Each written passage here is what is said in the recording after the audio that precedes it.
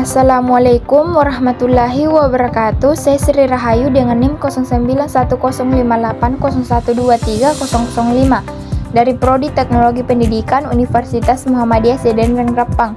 Baik, langsung saja saya akan menjelaskan tentang bab 6, yaitu Gerakan Kerjasama dan Instrumen Nasional Pencegahan Korupsi. A. Gerakan kerjasama dalam memberantas korupsi di dalam negeri. 1. Pihak yang melakukan pencegahan terhadap orang yang akan melakukan tindakan hukum. Ini termasuk Ombudsman Republik Indonesia yang memberikan edukasi kepada warga negara tentang hak dan kewajiban mereka, serta lembaga swadaya masyarakat yang mengawasi jalannya pemerintahan dan mengadukan tindakan yang tidak sesuai dengan regulasi. Yang kedua, pihak yang melakukan pembenahan terhadap instrumen penegakan hukum. MPR, DPR, dan DPRD memiliki peran dalam memperbaiki peraturan dan instrumen penegakan hukum untuk mengatasi korupsi, mengingat tindakan korupsi semakin canggih dan membutuhkan aturan yang lebih kuat. Ketiga, pihak yang melakukan pembenahan terhadap layanan dan sistem, yaitu instansi pemerintah seperti inspektorat dan para pejabat memiliki peran dalam memberikan pelayanan publik yang baik dan menjadi panutan dalam pencegahan korupsi. Gerakan pencegahan korupsi dimulai dari dalam instansi dan dukungan masyarakat sangat penting untuk kesuksesannya.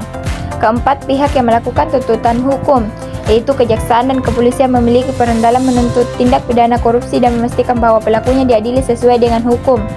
Yang kelima, pihak yang melakukan pencegahan dan menuntut bagi orang yang melakukan tindakan korupsi, yaitu instansi kehakiman baik di tingkat pusat maupun daerah, memiliki peran ganda dalam memberikan informasi yang jelas kepada aparat dan masyarakat tentang akses keadilan yang tidak boleh dikenakan biaya dan memberikan hukuman yang setimpal dalam penegakan hukum terhadap korupsi.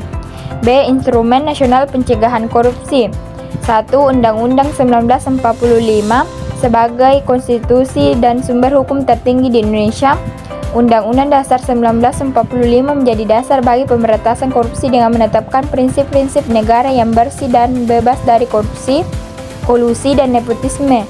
Kedua, ketetapan MPR nomor 11 MPR 1998 menetapkan prinsip-prinsip penyelenggaraan negara yang bersih dan bebas korupsi, kolusi, dan nepotisme, menjadi pedoman bagi pemerintah dalam melaksanakan tugasnya. Ketiga, undang-undang atau UU. Berbagai UU termasuk UU nomor 7 tahun 2006 tentang pengesahan United Nations Convention Against Corruption memberikan landasan hukum bagi penuntutan dan hukuman terhadap pelaku korupsi. Yang keempat, peraturan pemerintah pengganti undang-undang atau Perpu.